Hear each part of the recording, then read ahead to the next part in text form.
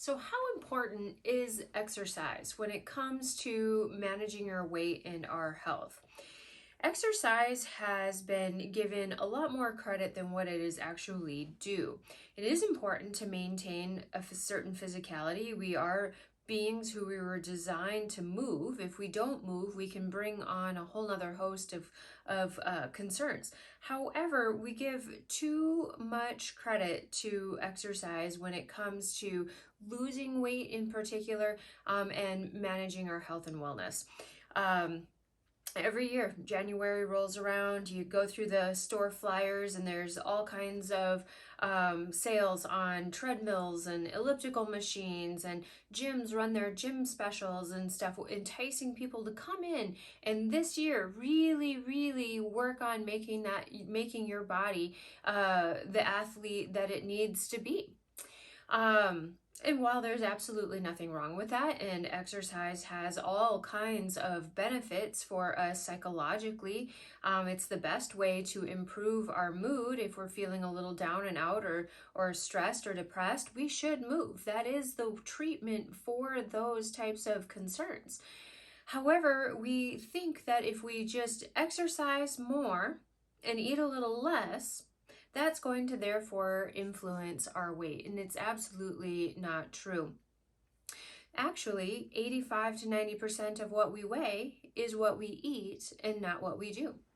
My husband was a prime example of this situation. He was a all-American high school and collegiate athlete. He was a fabulous swimmer, ran a bunch of different marathons and an Ironman. And he noticed that as he started to turn 27, 28, 29, he'd put on about a pound or two a year. And he was super physically active. And he thought he was eating what he would consider healthy, or what he was told was healthy to eat, carb loading before races, etc. But he just couldn't kick that 1 to 2 pounds. And then, over the lifetime, now he's in his 40s and stuff. Right before I met him, he was at a highest weight that he'd had ever been, and he just couldn't figure it out because he was still a super active guy.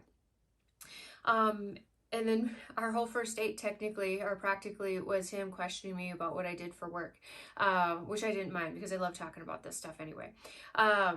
And come to find out, he was eating a lot of the wrong things. He was eating fruit smoothies.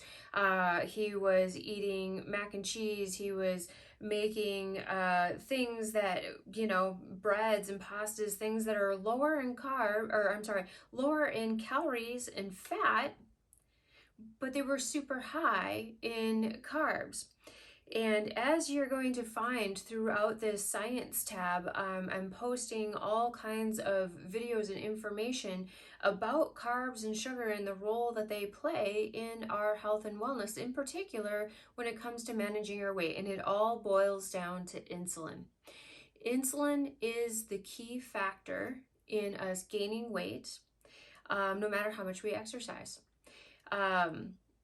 So we have to turn that thinking around, and we have to stop punishing ourselves for eating foods that maybe we shouldn't be eating. If you're having to exercise to manage your weight, or to maintain a weight, or even try to lose weight, you have to stop and think about, well, am I eating the right types of foods?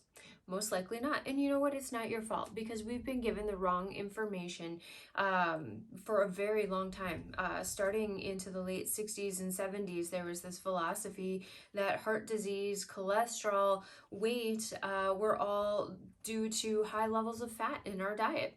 And as a matter of fact, we as a society now eat the least amount of fat that we ever have, but we're the heaviest that we've ever been.